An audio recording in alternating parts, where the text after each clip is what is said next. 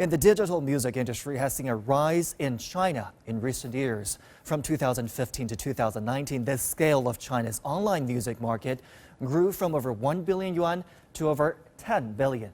In 2018, the market reached 7.6 billion yuan, up almost 60% year on year. And the number of users has also seen growth, with the usage rate maintaining between 68 to 72%.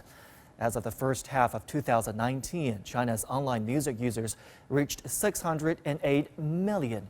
Usage rate was just over 70%.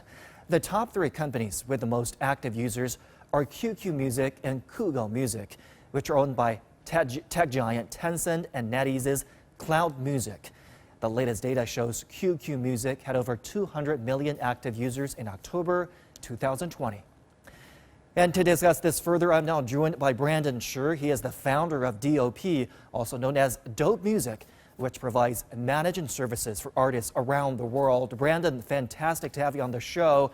With the shutdown of Xiami, China's online music market seems to become a competition only between Tencent and NetEase, two internet giants firmly gripping the market.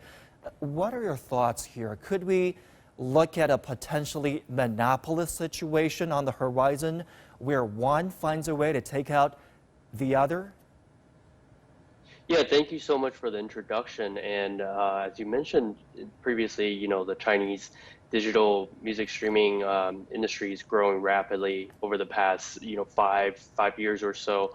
And as the population keeps going and growing, and the large population will certainly keep adding on to the subscription revenue for these platforms. So this will only increase the competition between the larger platforms. And as we kind of see from Xiami, one of the more platforms that a lot of younger and millennials use for indie music, has kind of lost a lot of its leverage over the past years, as we kind of see that China, a lot of these TV shows, and we also talk about Douyin, they develop partnerships directly with QQ Music, which is under Tencent, and many also develop direct partnerships with NetEase Music. However, Xiami was one of the few platforms that was not able to keep forming these type of partnerships, which became a cause of loss of users. And as users decrease, as music copyright starts to increase the price, the cost will only increase more. And this kind of has already became a trend with Tencent and NetEase, and we can kind of see a lot of the power players like the Chinese Netflix, iQIYI, as well as Bilibili. Whenever they have a TV show or like an entertainment show that involves music, they would do a direct partnership with either QQ Music or NetEase. And because of that, it will attract the people who are watching the shows also onto the platforms, and those music on the shows will be only exclusively available onto the platforms in most cases, which will certainly drive up the competition more and more. Brandon, we're looking at a very brutal process of survival of the fittest or the biggest.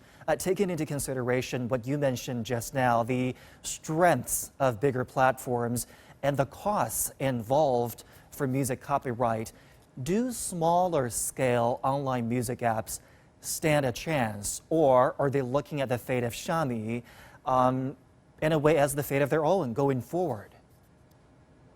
That's a really tough question to answer at the moment, but basically looking at how the market is forming these days, as the cost of copyright will certainly increase, which is a good thing for people in my industry and for a lot of artists and musicians, that they are getting the appropriate payment from streaming, which is basically a way for users or active users to consume music. This will certainly be good for the artists.